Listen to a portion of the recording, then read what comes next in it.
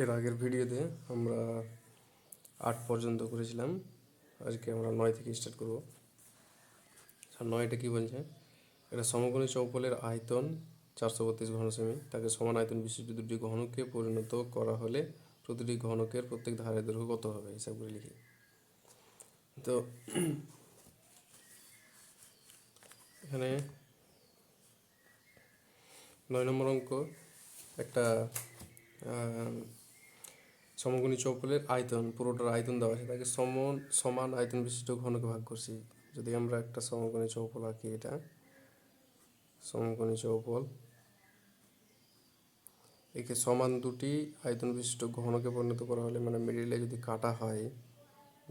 কাটা হয় তাহলে এই পুরো দুটো ভাগ যেটা তৈরি হবে সেটা হচ্ছে ঘনক তৈরি হবে।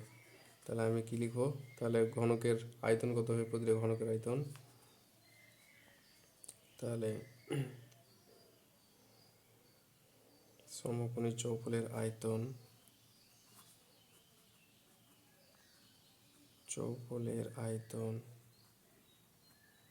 সমান 432 ঘন সেমি।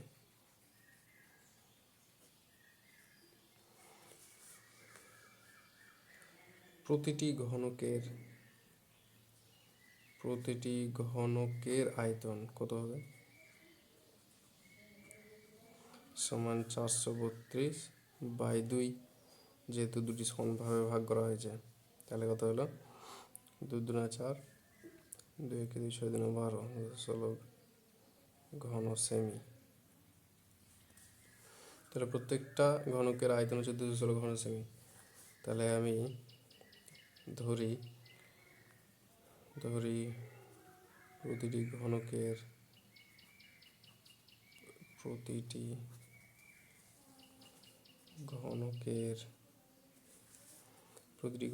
বাহুর দৈর্ঘ্য ইকুয়াল টু a সেমি, এটা ধরলাম। তাহলে অতএব প্রতিটি ঘনকের আয়তন কী হবে, সমান a³ ঘন সেমি। তাহলে শর্তানুসারে a³ equal to 216, a³ equal to 216, বা a³ ইকুয়াল টু, এটা কত কিউব লিখে যাবে, 6 6 36, 36 কে 6 6 36, 3 6 6 কিউব। তাহলে অতএব এ সমান হচ্ছে 6। তাহলে বাহুর দৈর্ঘ্য পেলাম কত, 6। তাহলে অতএব প্রতিটি ঘনকের, অতএব লিখে দিচ্ছি, অতএব প্রতিটি ঘনকের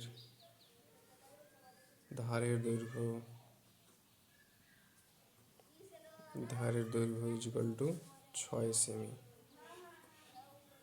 তাহলে 9 নম্বর হয়ে গেল। এবার হচ্ছে 10 নম্বর অঙ্ক। 10 নম্বর অঙ্কটা একটু দেখে নিচ্ছি কী বলছে। এটি ঘনকের প্রতিটি বাহুকে 50% কমানো হলো, মূল ঘনক ও পরিবর্তিত ঘনকের ঘনফলের অনুপাত কীভাবে হিসাব করে লিখি। প্রথমে একটা ঘনক আছে, ওর বাহুর দৈর্ঘ্য 50% কমানো হচ্ছে।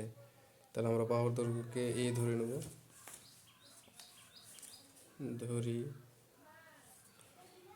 যেটা মূল ঘনকের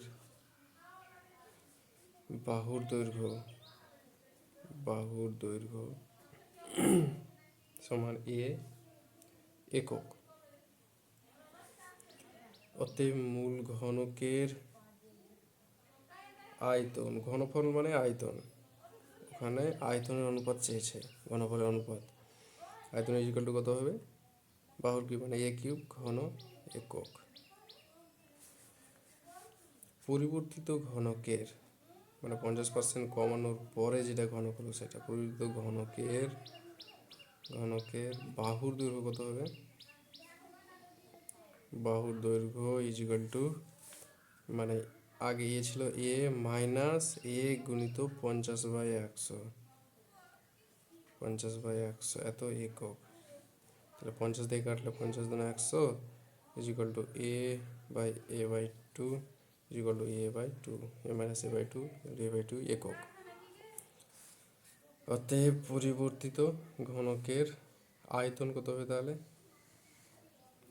আয়তন সমান বাহু তার কিউব, মানে বাহু হচ্ছে a/2 তার কিউব, এটা সমান কত হবে? a³/2 মানে 8 ঘন একক। এবার এই আয়তনটা আর এই আয়তনটার অনুপাত করতে হবে, মানে মূল ঘনক আর পরিবর্তিত ঘনকের আয়তনের অনুপাত।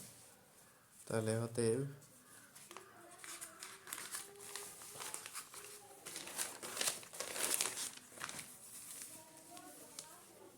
অতএব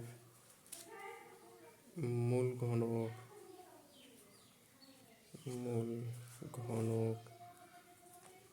ও পরিবর্তিত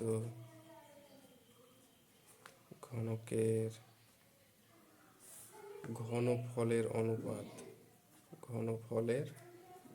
অনুপাত কত হবে? a³/8 এটা ছিল, তাহলে a³ কেটে দিলাম, সমান কত হবে? 8:1, মানে 8 গুণ হলো 8 তাহলে 9 নম্বর অঙ্ক এই 10 নম্বর অঙ্ক হয়ে গেল। এবার হচ্ছে 11 নম্বর অঙ্ক। 11 নম্বর অঙ্ক আমরা একটু দেখে নিই। সমকোণী চৌপলাকার বাক্সের দৈর্ঘ্য প্রস্থ এবং উচ্চতার অনুপাত দেওয়া আছে, উহার আয়তনও দেওয়া আছে, বাক্সটির সমগ্র তলের ক্ষেত্রফল। তাহলে দৈর্ঘ্য প্রস্থ এগুলোর যদি অনুপাত দেওয়া থাকে তাকে একটা ধ্রুবক দিয়ে গুণ করে দৈর্ঘ্য প্রস্থ উচ্চতার মান আলাদাভাবে ধরা যায়। তাহলে আমরা প্রথমে ধরি বাক্সের চৌপলাকার বাক্সের, শুধু বাক্সের লিখছি, ধরি বাক্সের দৈর্ঘ্য সমান 3x, এককটা হচ্ছে সেমি, 3x সেমি। বাক্সের প্রস্থ কত আছে? 2x semi. বাক্সের উচ্চতা সমান x সেমি। যেহেতু আয়তন দেওয়া আছে তাহলে আমাদের আয়তন আগে বার করে নিতে হবে। অতএব বাক্সের আয়তন কত হবে? সমান দৈর্ঘ্য কিন্তু প্রস্থ গুণিত উচ্চতা, 3x গুণিত 2x গুণিত x ঘন সেমি। তাহলে কত হলো? 3 × 6 মানে 6x³ ঘন সেমি। তাহলে আয়তন আবার দেওয়া আছে, তাহলে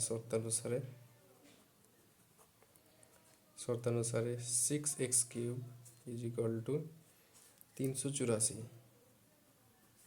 তাহলে বা x³ = 384/6, কাটাকাটি করলে 6 × 6 = 36, 4 × 6 = 24, কারণ 36 8 × 3 আছে 2, 24। তাহলে বা x³ সমান 64কে ভাঙলে কী লিখে যাবে? 4-এর কিউব, কারণ 4 4 হলো 4 × 64। তাহলে অতএব x সমান হলো 4। তাহলে অতএব বাক্সের দৈর্ঘ্য কত হলো? তাহলে বাক্সের দৈর্ঘ্য 3x মানে 3 × 4, 4 সমান 12 সেমি। বাক্সের প্রস্থ সমান 2 × 4 সমান হচ্ছে 8 সেমি। বাক্সের উচ্চতা সমান কত হবে? x মানে 4 সেমি। তাহলে এবার আমাকে কী চেয়েছে? বাক্সটির সমগ্র তলের ক্ষেত্রফল। তাহলে অতএব বাক্সের সমগ্র তলের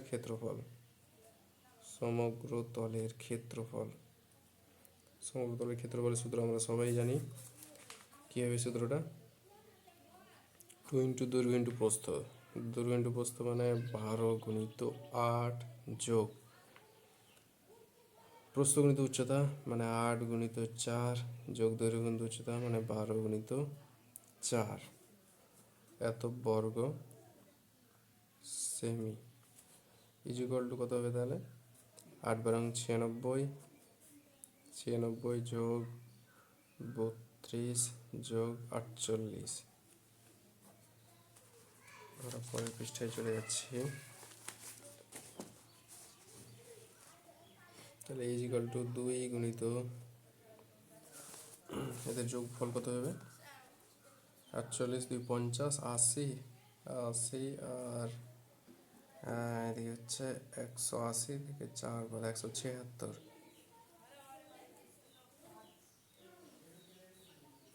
176, হ্যাঁ 180, আর ওদিকে হচ্ছে 4 বাদ 176, 176কে 2 দিয়ে গুণ করতে হবে। 2 দিয়ে গুণ করলে কত হবে? আচ্ছা এখানে বর্গ সেমি,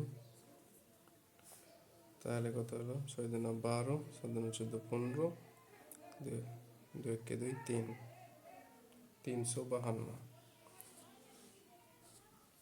তাহলে 11 নম্বর অঙ্ক হয়ে গেল। এবার হচ্ছে 12 নম্বর অঙ্ক। 12 নম্বর অঙ্ক কী বলা আছে একটু দেখে নিই। এটি চায়ের বাক্সের ভিতরে দৈর্ঘ্য প্রস্থ উচ্চতা যথাক্রমে এত এত এত, চা ভর্তি বাক্সটির ওজন এত কিগ্রা এত গ্রাম, কিন্তু খালি অবস্থায় বাক্সটির ওজন এত কিগ্রা হলে 1 ঘন ডেসিমিটার চায়ের ওজন কত, হিসাব করে লিখি। আচ্ছা, এটা বাক্স সহ চায়ের ওজন দেওয়া আছে আর খালি বাক্সের ওজন দেওয়া আছে, তাহলে চায়ের ওজন কত হবে? চা ভর্তি বাক্সটা থেকে খালি বাক্সটার ওজনটা বাদ দিতে হবে। আচ্ছা, আর আয়তন যেহেতু 1 ঘন ডেসিমিটার মানে আয়তনের ব্যাপার বলে আছে, তাহলে প্রথমে আমাকে আয়তন নির্ণয় করে নিতে হবে।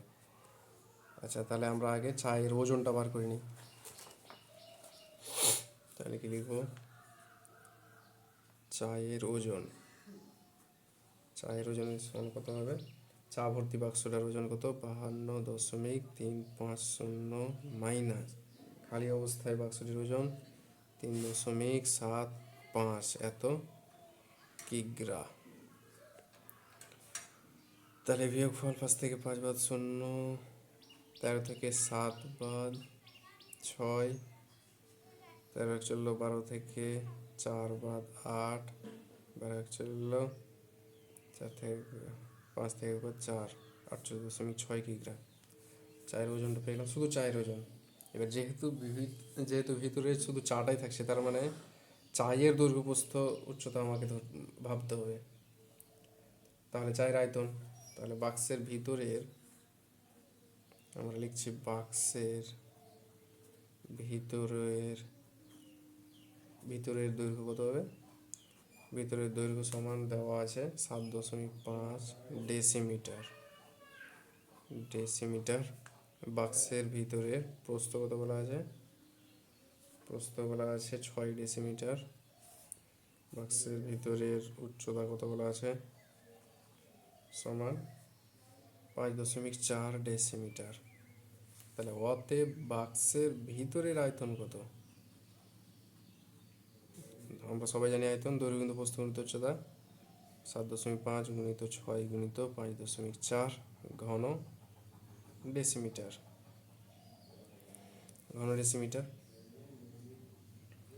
আচ্ছা, আয়তনটা বেরিয়ে গেল।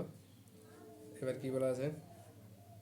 আমাকে উত্তর চেয়েছে 1 ঘন ডেসিমিটার চায়ের ওজন কত। তাহলে আমরা কি বলতে পারি? চায়ের ওজন হচ্ছে এটা, আবার চায়ের আয়তনটাও হচ্ছে এটা। তাহলে আমি কি বলতে পারি? যে 7.5 গুণিত 6 গুণিত 5.4 ঘন ডেসিমিটার চায়ের ওজন সমান কত? 48.6 কিগ্রা। ঠিক আছে, তাহলে 1 ঘন ডেসিমিটার চায়ের ওজন কত হবে? মানে 48.6 বাই কত হবে? পুরোটা 7.5 গুণিত 6 গুণিত 5.4। তাহলে দশমিকগুলো উড়ালে উপরে কী হবে? একটা করে 10, এখানে একটা, উপরে 10, আর এখানে একটা, নিচে 10। এটা 10 10 কেটে দিলাম। আচ্ছা, 6 দিয়ে কাটাকাটি করছি। 6 48, 6 1 6, 9 দিয়ে 9 9 81, 6 9 54, 3 দিয়ে 3 3 9, 3 2 6, তারপরে 3 দিয়ে 3 2 6, 7 1 3 5 15 25, আর তারপরে 5 দিয়ে 5 2 10, 5 5 25, 2 আর 2 কেটে গেল। তাহলে সমান কত থাকলো? সমান হচ্ছে 1/5 কিগ্রা। 1/5 কিগ্রা। এটাকে গ্রামে করলে কী হবে? 1000 দিয়ে গুণ করতে হবে। তাহলে 1000 গ্রাম। তাহলে এটা কত হবে, 5 20 100, আর একটা শূন্য, তাহলে 200 গ্রাম। তাহলে হয়ে গেল 1 ঘন ডেসিমিটার চায়ের ওজন হচ্ছে 200 গ্রাম। তাহলে 12 নম্বর অঙ্ক হয়ে গেল। এবার হচ্ছে 13 নম্বর অঙ্ক চলে যাব। 13 নম্বর অঙ্কে কী বলা আছে দেখিনি। এটি বর্গাকার ভূমি বিশিষ্ট পিতলের প্লেটের দৈর্ঘ্য 1 সেমি, বেধ 1 মিলিমিটার, প্লেটের ওজনও দেওয়া আছে। এবং আর একটা কথা বলা আছে 1 ঘন সেমি পিতলের ওজন, মানে 1 ঘন সেমি পিতলের ওজন বলা আছে। তাহলে এক্সের মান হিসাব করে লিখি। আচ্ছা তাহলে বলে দিই, এখানে একটা প্লেট আছে, প্লেট বা বোর্ডের মতো যে কোনো প্লেট, আমরা এখানে বইটাকেও একটা প্লেট ভাবতে পারি। এটা হচ্ছে বেধ, এটুকু যেটুকু পরিমাণ আছে সেটা হচ্ছে কি, এটুকু হচ্ছে বেধ, এটা হচ্ছে দৈর্ঘ্য, আর তার এটা হচ্ছে প্রস্থ। আর এটা বেধ মানে আমরা উচ্চতা ভাববো, এই যে এটা হচ্ছে উচ্চতা। তো এখানে যেহেতু বর্গাকার ভূমি বিশিষ্ট মানে এটা বর্গাকার, তার মানে দৈর্ঘ্য আর প্রস্থটা সমান হবে। দৈর্ঘ্য আর প্রস্থটা কত বলা আছে, প্লেটের দৈর্ঘ্য হচ্ছে এক্স, তাহলে প্রস্থ হবে এক্স, বেধ মানে উচ্চতা 1 মিলিমিটার, এটাকে সেন্টিমিটার করে নেবো। তাহলে যেহেতু আয়তনের কথা বলছে, তাহলে প্রথমে আমাকে আয়তনটা বার করতে হবে। তাহলে 13 নম্বর অঙ্ক। তাহলে প্রথমে কী বার করবো, প্রথমে আমরা আয়তনটা বার করে নিই। প্লেটের দৈর্ঘ্য, প্লেটের দৈর্ঘ্য সমান কত বলা আছে, প্লেটের দৈর্ঘ্য এক্স সেমি, প্লেটের প্রস্থ কত হবে, প্রস্থ এক্স, যেহেতু বর্গাকার ভূমি বিশিষ্ট, তাই অতএব নাম প্লেটের উচ্চতা, যেহেতু উচ্চতাও দেওয়া আছে, উচ্চতা বা বেধ একই ব্যাপার, এটা দুটো একই কথা। প্লেটের বেধ 1 মিলিমিটার, 1 মিলিমিটার সমান সেন্টিমিটার বলে কত হবে, কিলোমিটার ডেসি সেন্টিমিলি, মানে 0.1 সেন্টিমিটার। ঠিক আছে, তাহলে অতএব প্লেটের আয়তন কত হবে, প্লেটের আয়তন সমান, আমরা সবাই জানি দৈর্ঘ্য কিন্তু প্রস্থ গুণিত উচ্চতা মানে এক্স গুণিত 0.1 ঘন সেমি। তাহলে কত হলো এক্স স্কোয়ার, মানে 0.x² ঘন সেমি। আচ্ছা এখানে আমরা একটা হিন্স দেওয়া আছে, 1 ঘন সেমি, 1 ঘন সেমি পিতলের ওজন বলা আছে, আবার পিতলের প্লেটের ওজন বলা আছে, আবার প্লেটটার টোটাল ওজন বলা আছে। তাহলে আমরা এই কথাটাকে ঘুরিয়ে লিখছি, 1 ঘন, এখানে কি বলা আছে, 1 ঘন সেমি পিতলের ওজন 8.4 গ্রাম। তাহলে আমরা লিখবো 8.4 গ্রাম ওজন বিশিষ্ট প্লেটের আয়তন কত বলা আছে, সমান 1 ঘন সেমি, 1 ঘন সেমি, 1 ঘন সেমি। তাহলে 1 গ্রাম ওজন বিশিষ্ট প্লেটের আয়তন সমান কত হবে, 1/8.4 ঘন সেমি। আবার টোটাল ওজন বলা আছে, টোটাল ওজন কত, 4725 গ্রাম ওজন বিশিষ্ট প্লেটের আয়তন সমান কত হবে, 4725/8.4, এত ঘন সেমি। তাহলে মোট প্লেটের আয়তন যেটা, সেটা হচ্ছে মোট প্লেটের যেটা ওজন সেটা হচ্ছে, এবার এই ওজন বিশিষ্ট প্লেটের ওই প্লেটের আয়তনটা হলো এটা। আবার আমরা আয়তনটা বার করেছি এখানে, তাহলে শর্তানুসারে কি এটা সমান এটা করে দেবো। তাহলে শর্তানুসারে 0.x² 4725/8.4, বা x² 4725/8.4 গুণিত কত হবে 0.1, তো 0.1কে উপরে করলে কত হবে 10, আর এখানে উপর থেকে একটা 10। আচ্ছা এবার কাটাকাটি কত দিয়ে করবো, 7 দিয়ে 7 গেছে 7 জনে 14, 6 7 42, 6 সাতে 42, 5 7 7 49, 5 7 হ্যাঁ 7 দিয়ে যাবে, 7 7 একে 7, 7 দুগুণে 14, আর 6 7 42, 42 5 7 7 49, 3 5 7 35, 3 দিয়ে কাটাকাটি করলে কত হবে? 3 দিয়ে হচ্ছে 3 4 12, 3 দিয়ে 3 দুগুণে 6, 3 দুগুণে 6, 7 1 3 5 15, 15 আর কাটাকাটি, আচ্ছা 4 দিয়ে 2 দিয়ে 2 দুগুণে 4, 5 দুগুণে 10, 2 দিয়ে 5 দুগুণে 10, তাহলে বা এক্স স্কোয়ার সমান কত হলো? 225, 225কে ভাঙলে কী হবে? 15 গুণিত 15, হ্যাঁ, আর এদিকে 5 গুণিত 5, তাহলে বা এক্স সমান কত হবে তাহলে? রুট ওভার 15 গুণিত 15 গুণিত 5 গুণিত 5, তাহলে ইজিক্যাল টু দুটো 15 বদলে একটা 15 বেরিয়ে আসবে, আর এদিকে দুটো 5-এর বদলে একটা 5 বেরিয়ে আসবে, তার মানে 5 15 75, তাহলে এক্সের মান হচ্ছে 75। আমাদের এক্সের মান পেয়েছিল, তাহলে এক্সের মান পেয়ে গেলাম 75। তাহলে দেখে নাও অঙ্কটা পুরোটা পুরো একবার। তাহলে 13 নম্বর অঙ্ক হয়ে গেল। এবার হচ্ছে 14 নম্বর অঙ্ক। 14 নম্বর অঙ্ক একটু দেখে নিই আমরা।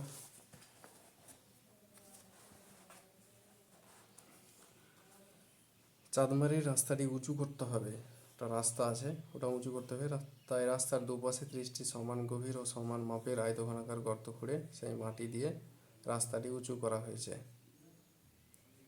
যদি প্রতিটি গর্তের দৈর্ঘ্য প্রস্থ উচ্চতা যথাক্রমে 14 মিটার এবং 8 মিটার হয়,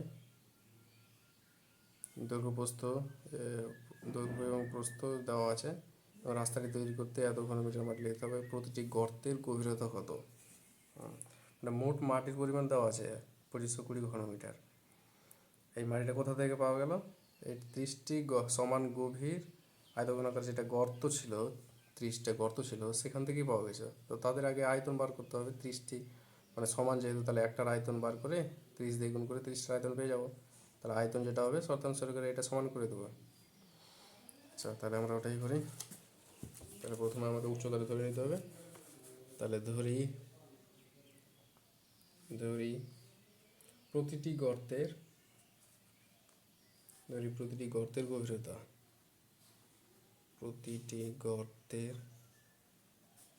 গভীরতা, সমান এক্স বা এইচ, আমরা ধরে নিই এইচ মিটার, ঠিক আছে। তাহলে প্রতিটি গর্তের দৈর্ঘ্য কত বলা আছে, দৈর্ঘ্যটা আমরা লিখে নিই। প্রতিটি গর্তের দৈর্ঘ্য হচ্ছে 14 মিটার। প্রতিটি গর্তে প্রস্থ কত বলা আছে?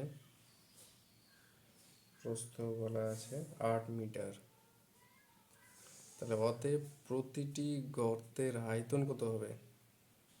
আয়তন মানে মাটির পরিমাণটা, তাহলে কত? এইচ গুণিত দৈর্ঘ্য গুণিত প্রস্থ গুণিত উচ্চতা, তার মানে 14 গুণিত 8 গুণিত এইচ, মানে 14 গুণিত এই এইচ গুণিত 14 গুণিত 8, একই ব্যাপার, ঘন মিটার।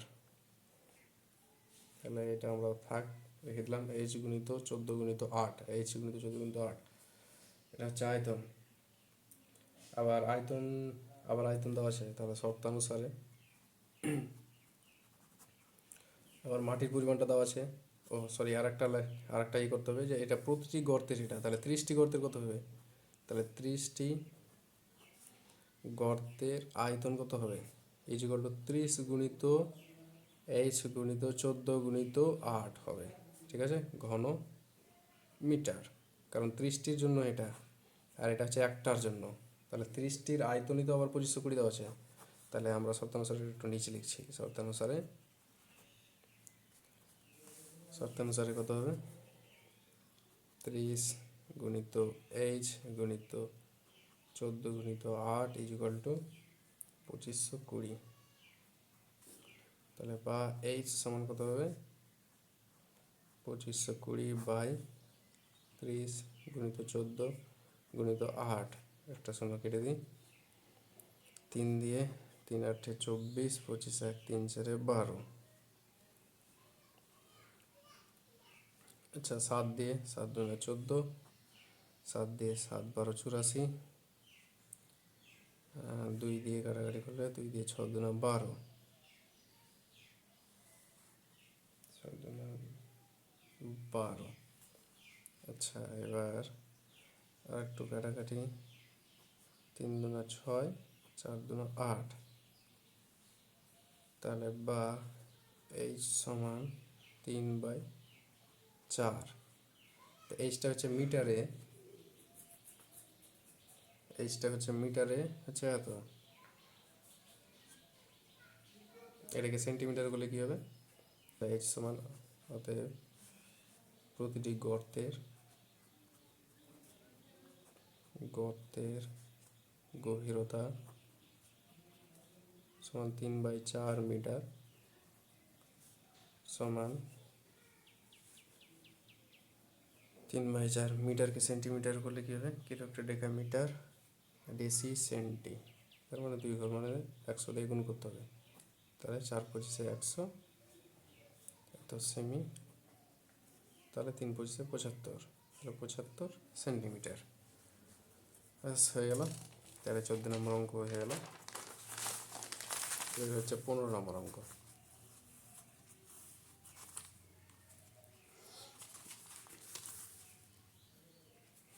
15 নম্বর অঙ্ক কী বলা আছে একটু দেখে নিই। ঘনক আকৃতিটি সম্পূর্ণ জলপূর্ণ চৌবাচ্চা থেকে সমান মাপের 64 বালতি জল তুলে নিলে চৌবাচ্চাটির 1/3 অংশ জলপূর্ণ থাকে। চৌবাচ্চার একটা ধারে দৈর্ঘ্য 1 মিটার হলে প্রতিটি বালতিতে কত লিটার জল ধরে? হিসাব করে লিখি। চৌবাচ্চাটা থেকে 64টি বালতি, মানে 64 বার, একটা বালতিতে 64 বালতি জল তুলে নিয়েও 1/3 অংশ জলপূর্ণ থাকে। চৌবাচ্চার একটা ধারের দৈর্ঘ্য, মানে ঘনক আকৃতি বলেছে যেহেতু, তাহলে একটা ধারের দৈর্ঘ্য মানে দৈর্ঘ্য প্রস্থ হচ্ছে 1.2 মিটার, তার প্রতিটি বালতিতে কত লিটার জল ধরে? আচ্ছা প্রতিটি বালতিতে কত লিটার জল ধরে, তাহলে প্রতিটি বালতিতে কত লিটার জল ধরে সেটা বার করতে হলে আগে আমাকে এই ঘনকের, যেটা ঘনকাকৃতি চৌবাচ্চার আছে চৌবাচ্চা, সেটার আয়তন বার করতে হবে।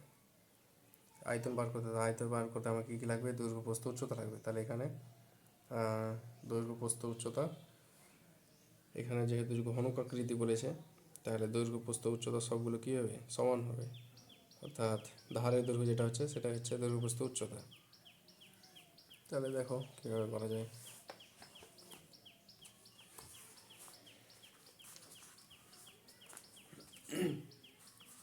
চৌবাচ্চার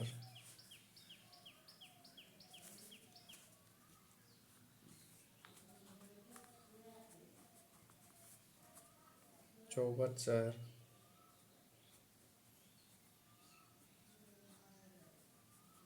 চৌবাচ্চার আয়তন, চৌবাচ্চার আয়তন কত হবে? দৈর্ঘ্য কিন্তু প্রস্থ কিন্তু উচ্চতা। আচ্ছা এখানে একটু আমরা লাগিয়ে দিই ঘনকাকৃতি। চৌবাচ্চাটা আছে ঘনকাকৃতি চৌবাচ্চার আয়তন, দৈর্ঘ্য কিন্তু প্রস্থ কিন্তু উচ্চতা, মানে 1.2 ইন্টু 1.2 ইন্টু 1.2 মানে বাহুর কিউব, এত ঘন মিটার।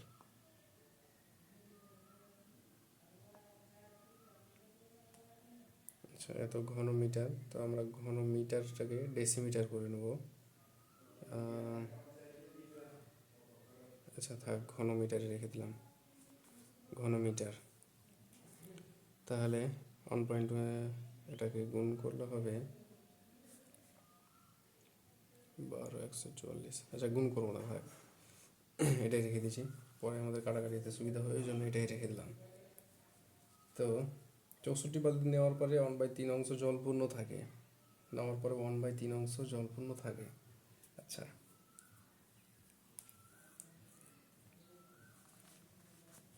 তাহলে 1/3 অংশ জলপূর্ণ যদি থাকে,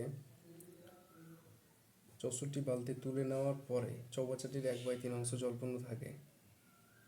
আচ্ছা তাহলে আচ্ছা এখানে একটু বার করে নিই, তাহলে কত হবে? 144, 12কে 12 দিয়ে গুণ করলে 144, আবার 12কে গুণ করলে কত হবে? 4 दूना 8, 4 दूना 8, 2 के 2, 144। তাহলে 8 2 7 1 1728, এখানে দশমিক 3টা হবে, 1 2 3, মানে এখানে দশমিক হবে এত ঘন মিটার। তাহলে এত ঘন মিটার হলো। আচ্ছা, এত ঘন মিটার পুরো আয়তন হচ্ছে এত ঘন মিটার। এবার এর 1/3 অংশ জলপূর্ণ থাকে, তাহলে তাহলে বাকিটা যেটা জল তুলেছি সেটা কত, 2/3 অংশ হবে। তাহলে অতএব অতএব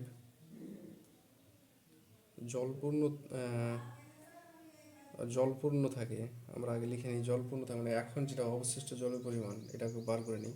তাহলে অবশিষ্ট জলের পরিমাণ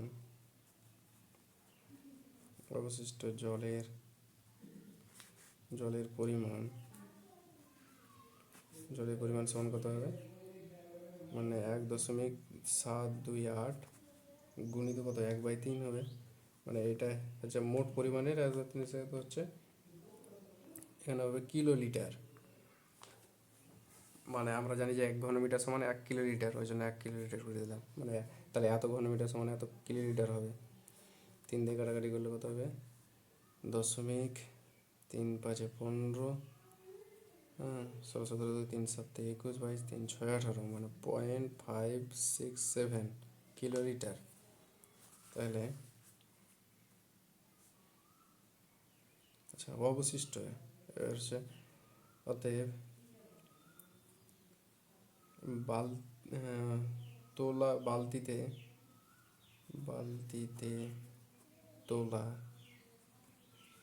তোলা জলের পরিমাণ সমান কত হবে, মোট হচ্ছে এত কিলো লিটার, আর এত এটা অবশিষ্ট আছে, তাহলে কত তুলেছি, তাহলে 1.728 মাইনাস 0.576, এত কী হবে, কিলো লিটার। তাহলে বিয়োগ করলে কত হচ্ছে, 8 থেকে 6 বাদ 2, 12 থেকে 7 বাদ 5, 12 চললো, 7 থেকে 6 বাদ 1, 8.1, তাহলে এত কিলো লিটার, 1.152 কিলো লিটার। আচ্ছা, কিলো লিটার। এবার কি করব, এবার হচ্ছে তাহলে 64টি বালতিতে, মানে জলের পরিমাণ হচ্ছে এত কিলো লিটার, তাহলে একটি বালতিতে কত হবে, তাহলে আমরা লিখি 64 বালতিতে জলের পরিমাণ সমান কত হবে, 1.152 কিলো লিটার। তাহলে একটি বালতিতে জলের পরিমাণ কত হবে, 1.152 বাই কত হবে, 64 কিলো লিটারকে লিটার করলে কত হবে, 1000 দিয়ে গুণ করে দিই, এত হচ্ছে লিটার। আচ্ছা, উপরে এখানে দশমিক হলে নিচে কত হবে, একটা, এই 3টে শূন্য, তাই 1000 কেটে দিলাম। আচ্ছা, এবার কাটাকাটি, 4 দিয়ে 4, 4 দুনা 8, 3 4 8 32, 4 দিয়ে যাবে, 4 16 64, 4 দিয়ে 4 দুনা 8, 3 4 8 32, 35, 4 8 32, 8 দিয়ে 8 দুনা 16, 8 দিয়ে 4 7 28, 8 দিয়ে 3 8 24, 3 8 24, আর 6 8 48, 2 দিয়ে 16, 18 দুনা 36, তার মানে হচ্ছে = 18 লিটার। তাহলে একটি বালতিতে জল ধরে 18 লিটার। ঠিক আছে, একটা বালতিতে জলের পরিমাণ হচ্ছে 18 লিটার, বা প্রতিটি বালতিতে জল ধরে কত লিটার, 18 লিটার। তাহলে একই ব্যাপার। তাহলে 15 নম্বর অঙ্কটা হয়ে গেল। এবার হচ্ছে 16 নম্বর অঙ্ক একটু পড়ে নিই। 16 নম্বর অঙ্কে কী বলা আছে, এক গ্রোস দেশলাই বাক্সের একটি প্যাকেটের দৈর্ঘ্য প্রস্থ উচ্চতা দেওয়া আছে, তাহলে একটা দেশলাই বাক্সের আয়তন কত? এক গ্রোস মানে হচ্ছে 12 ডজন, তাহলে এক গ্রোস মানে 12 ডজন, মানে একটা প্যাকেট আছে, দেশলাই বাক্সের প্যাকেট আছে, ওই প্যাকেটের মধ্যে এক গ্রোস দেশলাই বাক্স আছে। এক গ্রোস মানে হচ্ছে 12 ডজন, আবার এক ডজন মানে 12টি, তাহলে 12 ডজন মানে কত? 144টি হবে। তার মানে 144টি দেশলাই বাক্স মিলিয়ে একটা প্যাকেট আছে, যেটার দৈর্ঘ্য প্রস্থ উচ্চতা দেওয়া আছে। আচ্ছা, তাহলে আমরা প্রথমে আগে আয়তনটা বার করে নিই, ওই প্যাকেটের আয়তনটাই বার করে নিই আগে। তাহলে প্যাকেটের দেশলাই বাক্সের প্যাকেটের, তাহলে একটি প্যাকেটের দৈর্ঘ্য কত বলা আছে? 2.8 ডেসিমিটার। তো ডেসিমিটারগুলোকে সবগুলোকে সেন্টিমিটারে করে দাও, তাহলে সুবিধা হবে। তাহলে কত হবে? 28 সেন্টিমিটার। তাহলে একটি প্যাকেটের দৈর্ঘ্য এর প্রস্থ কত হবে? সমান 1.5 ডেসিমিটার। ডেসিমিটার এটাকে সেন্টিমিটার করলে কত হবে? 15 সেন্টিমিটার। একটি প্যাকেটের উচ্চতা কত? একটি প্যাকেটের উচ্চতা হচ্ছে 0.9 ডেসিমিটার। তাহলে এটা কি করলে হবে? 9 সেন্টিমিটার। আচ্ছা, তাহলে অতএব একটি প্যাকেটের আয়তন কত হবে? দৈর্ঘ্য প্রস্থ সবই আসে, তাহলে 3টে গুণ হবে, মানে কত হবে? 28 গুণিত 15 গুণিত 9 ঘন সেমি। ঠিক আছে, তাহলে আমরা কি লিখবো? একটা প্যাকেটের আয়তন হচ্ছে এত সেমি, আর প্যাকেটের মধ্যে 144টি দেশলাই বাক্স আছে, তাহলে আমরা কি বলতে পারি? 144টি দেশলাই বাক্সের আয়তন হবে ওটা। দেশলাই বাক্সের আয়তন সমান 28 গুণিত 15 গুণিত 9 ঘন সেমি। তাহলে একটি দেশলাই বাক্সের আয়তন ইজিক্যাল টু কত হবে? 28 গুণিত 15 গুণিত 9/144, এত ঘন সেমি। কাটাকাটি করলে কত? 144, 4 দিয়ে কাটছি, 4, 3 4 12, 4 6 24, 4 7 28, তারপরে হচ্ছে 9 দিয়ে, 4 9 36, আর কাটাকাটি যাবে না, তাহলে কত হচ্ছে? 7 15 105/4। এটাকে ভাগ করলে কত হবে? 4 4 2 8, 2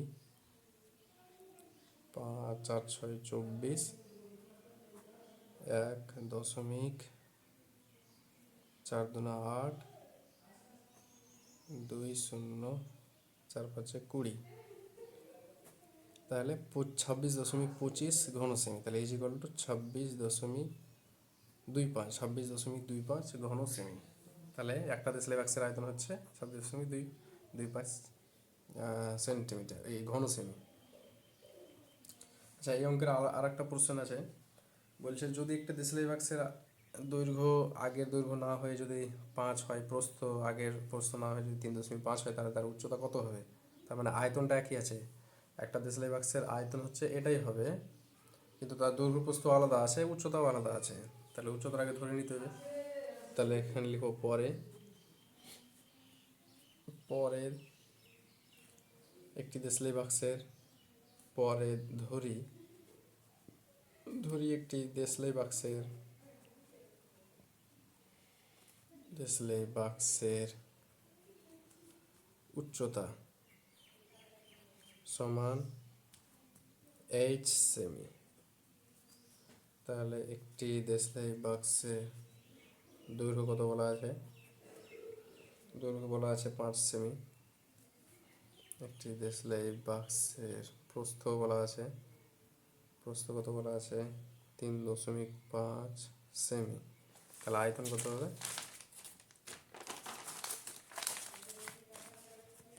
আয়তন, তাহলে হতে একটি দেশলাই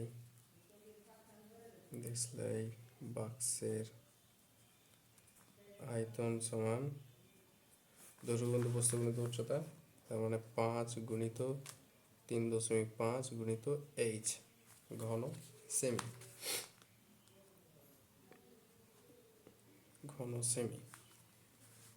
তাহলে আবার দেশলাই বাক্সের আয়তন আমরা একটা দেশলাই বাক্সের আয়তন আমরা বার করছি। তাহলে শর্তানুসারে 5 গুণিত 3.5 গুণিত এইচ সমান 26.25।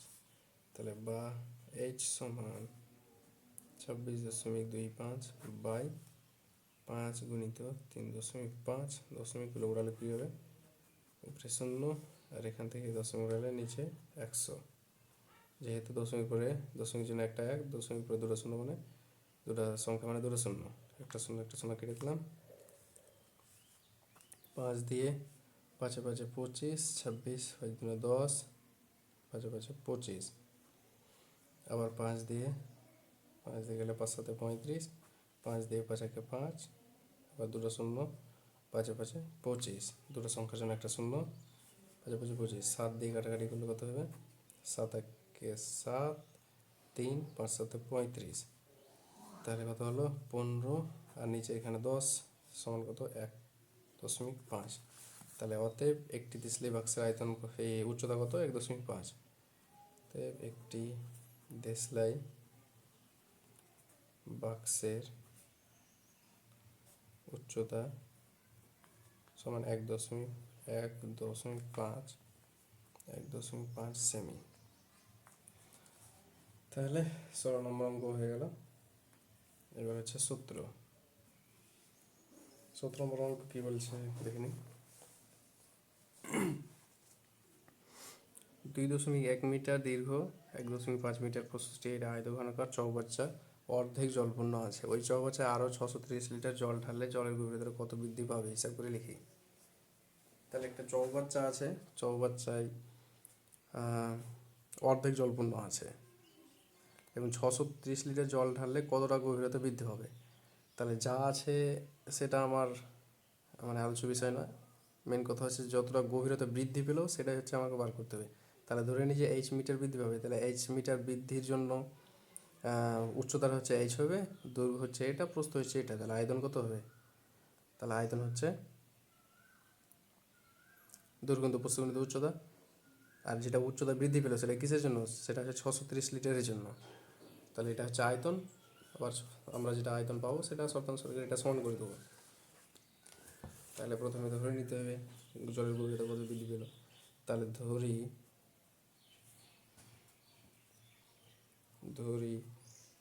জলের গভীরতা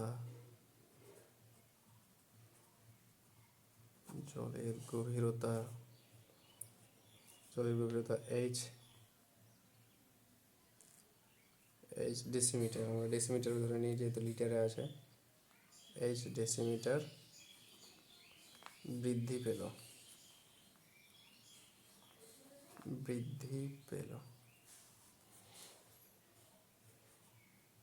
আচ্ছা, এইচ ডেসিমিটার বৃদ্ধি পেল। তাহলে অতএব বৃদ্ধি পাওয়া জলের পরিমাণ,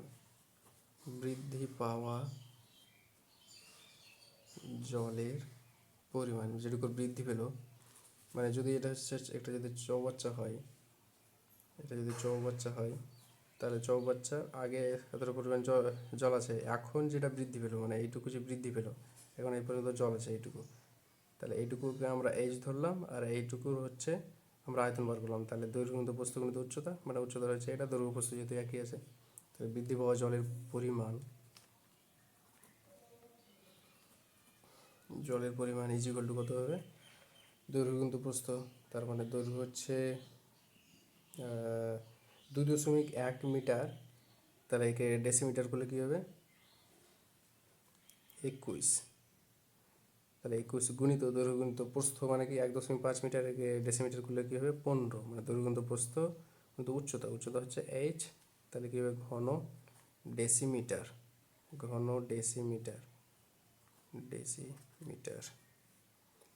ঘন সেমি, এই ঘন ডেসিমিটার, ঘন ডেসিমিটার। তাহলে এটা হচ্ছে আয়তন। আবার এটা আয়তনটা সমান কত হলো, এটা তো ঘন ডেসিমিটার সমান আবার কী লিখা যাবে, 21 × 15 × H, এত লিটার হবে, কারণ আমরা কি জানি 1 লিটার সমান 1 ঘন ডেসিমিটার, 1 লিটার সমান 1 ঘন ডেসিমিটার। তাহলে এত ঘন ডেসিমিটার সমান এত লিটার হবে শর্তানুসারে। 21 × 15 × H = 630, যেহেতু 630 লিটার জল ঢালা হয়েছিল, তাহলে বা H সমান 630/21 × 15। আচ্ছা, কাটাকাটি করলে ও দিয়ে করতে হবে,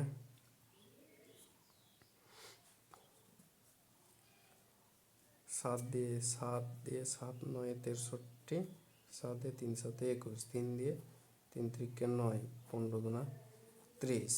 তাহলে বা H সমান কত হলো, 2 ডেসিমিটার। তাহলে H হচ্ছে 2 ডেসিমিটার। তাহলে এটাই উচ্চতা চেয়েছিল, তাহলে অতএব দিয়ে লিখে দিতে হবে, অতএব H, জলের গভীরতা 2 ডেসিমিটার বৃদ্ধি পাবে, 2 ডেসিমিটার বৃদ্ধি পাবে। তাহলে তোমরা অতএব দিয়ে লিখে দেবো, অতএব জলের গভীরতা 2 ডেসিমিটার বৃদ্ধি পাবে। তাহলে 17 নম্বর অঙ্ক হয়ে গেল। এবার হচ্ছে 18 নম্বর অঙ্ক। 18 নম্বর অঙ্কটা একটু দেখে নিই।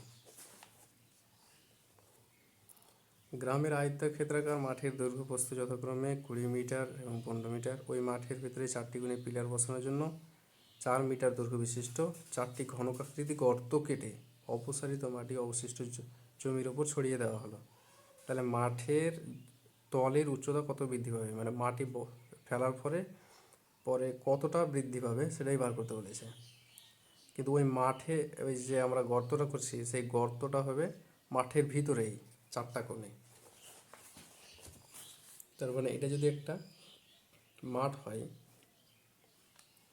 তাহলে এই মাঠের 4 কোণে 4টা আছে, মানে আমরা গর্ত করছি।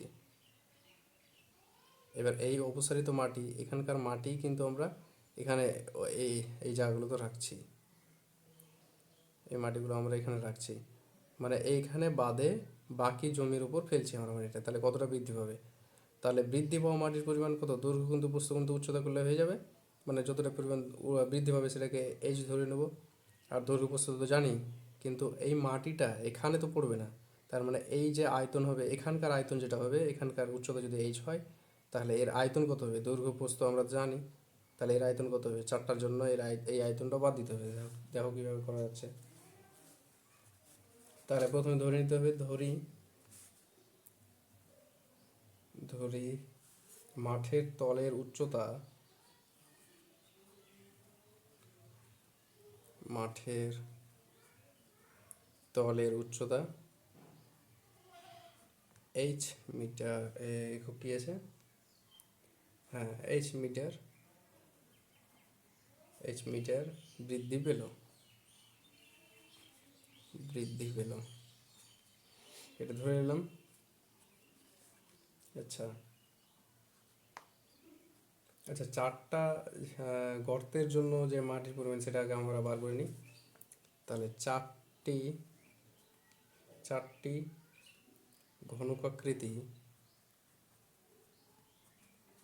ঘনকাকৃতি গর্তের আয়তন মানে মাটির পরিমাণটা, আয়তন কত হবে, 4টার জন্য 4 গুণিত, এটা 4টার জন্য 4 বললাম, একটার জন্য 1 হবে, 4টার জন্য 4।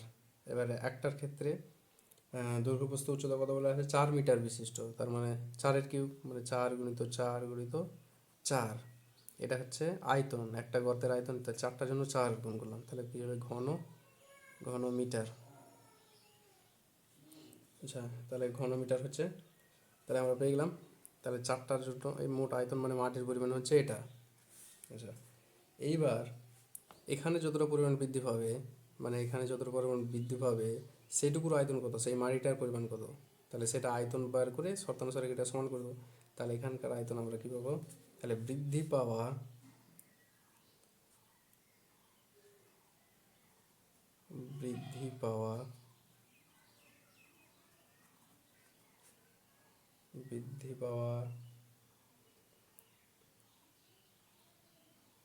মাঠের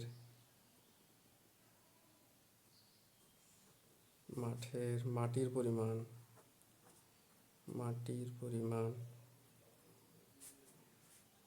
সমান, তাহলে আগে দৈর্ঘ্য গুণিত প্রস্থ গুণিত উচ্চতা আগে করে নিই।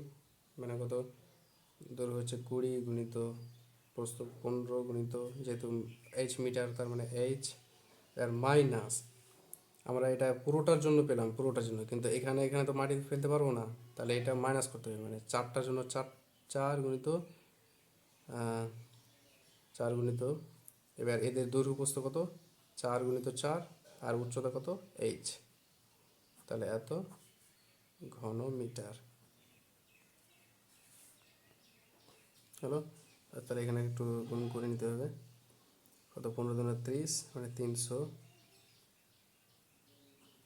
এইচ মাইনাস মাইনাস 4 4 16, 4 16 64 মানে 64 এইচ ঘন মিটার। তাহলে 300 এইচ থেকে 64 এইচ, তার মানে হচ্ছে 10 থেকে 4 5 6 চলে এলো 36, 236 এইচ ঘন মিটার। শর্তানুসারে এটা সমান এটা, তাহলে শর্তানুসারে 236 এইচ ইজ ইকুয়াল টু 4 গুণিত 4 গুণিত 4 গুণিত 4, তাহলে বা এইচ ইজ ইকুয়াল টু 4 গুণিত 4 গুণিত 4 গুণিত 4 বাই 236। আচ্ছা, 4 দিয়ে কাটাকাটি, 4 5 20 আর 4 9 36।